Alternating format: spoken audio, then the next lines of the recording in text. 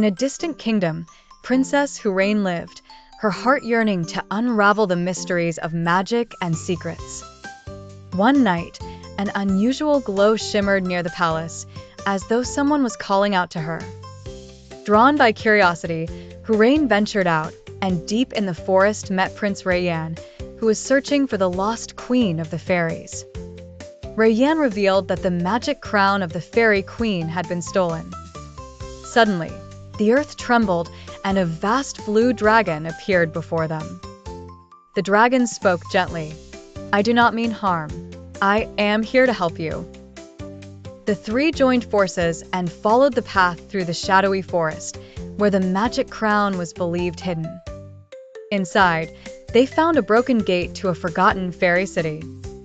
Everywhere was darkness, the air cold and filled with sorrow, as if the city had been crying for ages. Princess Hurain lit her tiny magic wand, and its glow illuminated the whole city. Abruptly, they spotted a shadow. This was the Shadow King, the one who had hidden the fairy queen's crown. Rayyan bravely confronted the Shadow King, while Hurain used magic to free the crown. The dragon encircled the Shadow King with its vast wings, breaking his dark spell forever. As the crown was touched, light spread everywhere, and the fairy queen appeared before them.